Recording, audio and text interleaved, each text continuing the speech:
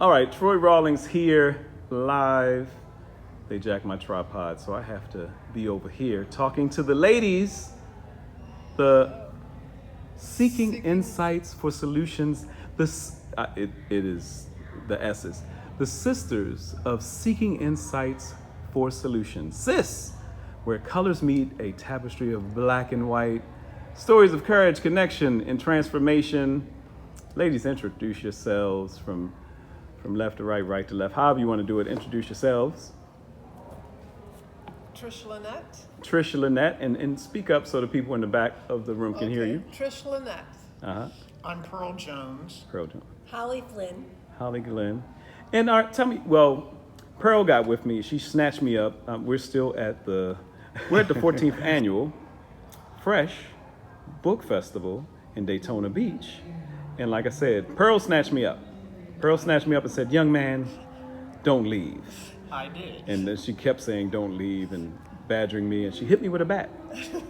And no, we have a message. Oh, she hit me with her message that we want to communicate not only to you, but talk to the people in the back of the room, Pearl. Absolutely. Talk to the people in the back. Talk louder. Oh, we have a message that we want to communicate not only to you, but to everyone. And I think you said, now, did you know each other before the George Floyd incident in 2020 and all of this? We belonged to the same women's organization. Okay. And so we knew each other, we liked each other, but we really didn't know each other. You knew each other, you liked each other, but you really didn't know each other. Mm-hmm. Right. And what happened? In a nutshell, did you have a meeting after the organization? Did you have a meeting after the incident?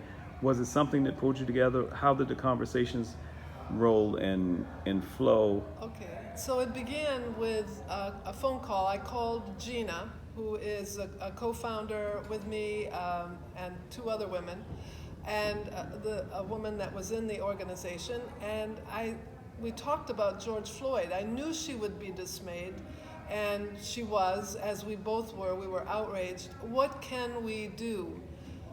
And so we got together with Gina's black, I'm white, and another black woman and a white woman from that organization, and we just decided, we discussed what was going on, and we decided to do cross-racial interviews. So the four of us interviewed each other cross-racially and introduced our interviewee to the other three. And the questions that we used delved into background, neighborhood, parents' attitudes towards race, career, education, etc. And from those conversations, this book was created. What's the name of the book? Where Colors Meet, a Tapestry of Black and White. So, and Holly? It was an amazing experience, really. Trish called me, and of course the pandemic's going on, and a lot of this occurred over Zoom. And I was matched up with a lovely woman, Sheila, who's black, and I had to interview her over Zoom. Now, I had sat next to Sheila at plays and things like that, but I really didn't know that much about her. But because I was given permission to ask these questions, we found out so much about each other, and more importantly, how much alike we were. And it has really bonded us. We have a really close bond. We still meet often by Zoom, but many, many times we do get together for social events, for activities that we're invited to, and it's been very exciting.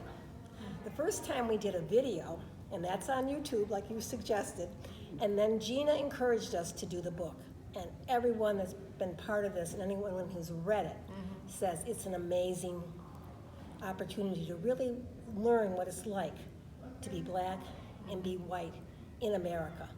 And we were very lucky to get Gina's brother right here. It's the foreword by Lester L. Barclay, as is JD, Juris Doctor. Right, and he is the lawyer for the Emmett Till family. And he has quite a story to share. And it's our introduction. Yes. Wow. And 26 women submitted their stories about their lives and how race impacted their lives, either for both white and the black women. And what was I going to say? So we have 26 authors here, and these stories are each is different from the other, and we really hope to promote discussions, interracial discussions, about a subject that, let's face it, most people don't want to talk about. And so we feel it's an important book, and we'd love everybody to read it. We'd love everybody to form their own friendships, cross-racial friendships, because that's the way toward harmony and unity. Now, in the midst of, you all were getting together beforehand. How long had the organization been together? Since George Floyd, so almost 5 years. But you said it you were, took us a while. But you said before George Floyd, you were all a part of a Different women's organization, and But now, you really didn't communicate with each other. well, beyond the Having a speaker, having lunch, Right. and It was know, very casual. it was Very very casual. casual, Very on a very casual. superficial level. We liked each other, but we didn't really know each other. So that's the difference. And that's a lot of times that's the course of the relationships with That's right. people from different races, or if you work with them, they can chum up different things. But when something, well, that was that was a shot in the dark. That was something. That was the extreme emergency. That was a fire Right. has taken place in the house when we're in the living room. Now we all have to get out. We gotta do something. We got to do something. Yeah. It really was the conversation starter. Yeah. Right. and I think what's good, we did the video, then Gina encouraged us to do the book. The book's on Kindle, and now we are doing an Audible, and each sister has narrated her own story, so it's going to be quite exciting. And I mentioned something to you all, something that I think would be very powerful, and this is where we go into the consistency of the power of social media.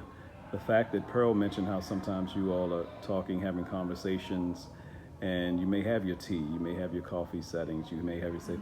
That is the thing that draws in, we saw the things like Red Table Talk, we saw the different things like that. But with doing that, with having those sessions where people can actually get a chance to see you all flow the way you do, because you can tell you're friends and you're a tight-knit organization. And more of a social realm now, not just in an organization or at work. We actually we go to each other's together. homes, we get together, we feel comfortable, we go to restaurants together. And people need to see, because that's the thing of deep conversations being had outside of just having any kind of tension. Right. But sometimes families, even families and brothers and sisters and husbands and wives have conversations with tension. But if you're doing it in love and the end result is togetherness, that's going to be powerful. Unity and being allies. And people notice us. We went to see the exhibit of Mary McLeod Bethune's statue that was on display at the Daytona News Journal before it was put into the Hall of Congress. And people came up to us and said, "What is this? You're black and white ladies and you seem to be getting along so well together. What are you doing?" Loud. Just because we have the hot butt-naked saxophone playing in the background, it's Sounds great. We're celebrating. we're celebrating. We're celebrating. And so we've really enjoyed each other so much in our company, but we want to spread this because we think it really is valuable once you allow yourself to interact cross-racially. We're so much alike and so much different, just like any human beings. Yeah. Yeah, I met a few of literally three other women who were with you this weekend. Met them, but I think this is an exciting move. I look forward to seeing more live talks with you all. Live talks when you're sitting down, camera on. We're working on the social media side to get them to do some live talks where you can invite other people in on the conversation. That's the fun, scary, and innovative thing about social media, when you can go live and you see comments. Well, how did you all, well, I have friends and da-da-da-da. And you can start interacting with people that see you but never thought about taking it to the next level in their conversations. Because Right. most people are, it's surface until something tragic happens. Right, and it's a tough topic to talk about, but we really get into great conversations about race that most people don't have. And because we all feel comfortable with one another, it's a safe space. We make mistakes sometimes, but we say, we apologize if we've offended somebody. We're not afraid to do that. And It's all part of learning. It It's is. all Yeah. part of All learning. part of It learning. is. Yeah. All right, ladies, I want you to give your website, and we'll talk more about the, we're going to have a YouTube, but why don't you give your website? Well, you The can- IG is coming soon, so actually, you guys are going to see this on IG. So, so all the information will be below, but give your website as well. Our website, you can find us at seekinginsightsforsolutions.com. Seekinginsightsforsolutions.com. Holly, Pearl, and Trish. Thank you. Thank you, Troy.